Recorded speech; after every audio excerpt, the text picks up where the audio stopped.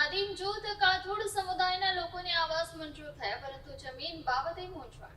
સરકાર દ્વારા વિવિધ યોજનાઓ થકી લોકોને સુવિધાઓ પહોંચાડવામાં આવે છે અને પહોંચી પણ છે, પરંતુ ગ્રાઉન્ડ લેવલે જવાબદાર અધિકારીઓની બેદરકારી કે પછી યોગ્ય આયોજન વગર યોજનાઓ નિષ્ફળ નીવડે છે અથવા તો લોકો મુશ્કેલીનો સામનો કરવા મજબૂર બને છે. આવી જ એક ઘટના તાપી જિલ્લામાં હાલ નવનિર્મિત ઉકાઈ તાલુકામાં આવેલ સર જાંબલી ગામે લોકો મુશ્કેલીમાં મુકાયા છે. જો લોકોએ વાત કરતા જણાવ્યું હતું કે અમો આદિમ જૂથ કાથોડ સમુદાયના છે. અમારા સમુદાયના લગભગ 60 વર્ષથી વધુ સમયથી અમારા 25 પરિવારો હાલમાં સર જાંબલી ગામમાં રહીએ છીએ, જે જગ્યા બીજા ખેડૂતો પોતાની માલિકી હકનો દાવો કરતા હોય. હાલ અમારા પ્રધાનમંત્રી આવાસ યોજનાનો લાભ મળેલ હોય, પરંતુ તે જગ્યાનો માલિકી દાવો કરતા હોવાથી અમારા રહેઠાણ માટે અમારી પાસે બીજી જગ્યા ન હોવાથી અમે ઘર વિહોણા થઈ જવાનો ડર સતાવી રહ્યો છે અને રહેઠાણની તંગી અનુભવી રહ્યા છે. અમારી પાસે પોતાના રહેઠાણ માટે કોઈ પાકી જગ્યા અથવા પ્લોટ નથી, જેથી અમને ઘણી મુશ્કેલીઓનો સામનો કરવો પડે છે. અમે સરકારી યોજનાઓ હેઠળ આદિવાસી આદિમ જૂથ સમુદાયને રહેઠાણ માટે જમીન પ્લોટ ફાળવવાની જોગવાઈ છે, તેનો લાભ મેળવવા માંગીએ છીએ. અમારા 25 પરિવારોની વિગતો અરજી સાથે રજૂઆત કરવામાં આવી. વધુ ઉમેરતા જણાવ્યું કે અમારા 25 પરિવારોને રહેઠાણ માટે યોગ્ય સરકારી પડતર જમીન અથવા પ્લોટ ફાળવવાની કૃપા કરવા તેમજ આ અરજીની તપાસ કરી જલ્દી કાર્યવાહી કરવા માંગ ઉઠી છે. જસુબેન, તમારે શું સમસ્યા છે?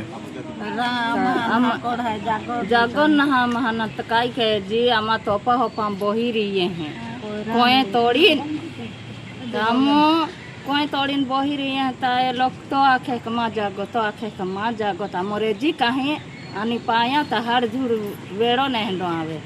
तुम्हें क्या मांगा है? आमा जागो ज मांगू लो है तो आमा काई के जी आमा छुगुरुम जान खाते हैं मेहनत मजूरी सोड़ अमन तुरंत जगह मिला जो है आवास आवी गई था आमा बांध जी कहीं बांधा ना देता लोग खाते आमा बांध जी कहीं पीढ़ी पीढ़ी डोहा डोहा मोई गया पे नाम ने आवास दे दो ना हमने सही ना अमन सही दे देता दे दी ना हमन हमें आवास सही मिली तो हमने लोग बांधा ना देता है अति प्रोब्लम है अमने सरकार. મારું નામ ઈશ્વરભાઈ બાબલેભાઈ વસાવા છે. હું લીંબી પંચાયતના રહેવાસી છું અને આજે મારી પાછળ ઊભા છે આ તમામ આદિવાસી આદિમ જૂથ પરિવારના સભ્ય છે અને એ લોકોને વર્ષોથી ત્યાં સરજાંબલી ગામમાં વસવાટ કરે છે, પરંતુ રહેવા માટે એ લોકોને કાયમ સમસ્યા હોય. વારંવાર ઓફિસોમાં રજૂઆત કરવા છતાં કોઈ નિકાલ ન આવતો હતો જગ્યા ફાળવણી બાબતે. એટલે આજરોજ કલેક્ટર સાહેબશ્રીને અરજી આપવામાં આવી કે તાત્કાલિક ધોરણે એ લોકોને જગ્યા ફાળવવામાં આવે.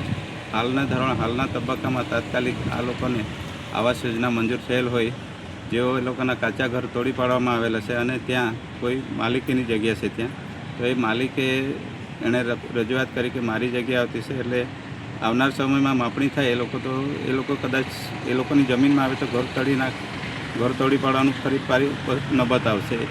એટલા માટે અમે કલેક્ટરશ્રીને રજૂઆત કરી કે તાત્કાલિક એ લોકોને કંઈક બીજી જગ્યા ફાળવવામાં આવે, જેથી કરીને એ લોકો પોતાનું ઘર સારી રીતે બનાવી શકે અને સારી રીતે રહી શકે.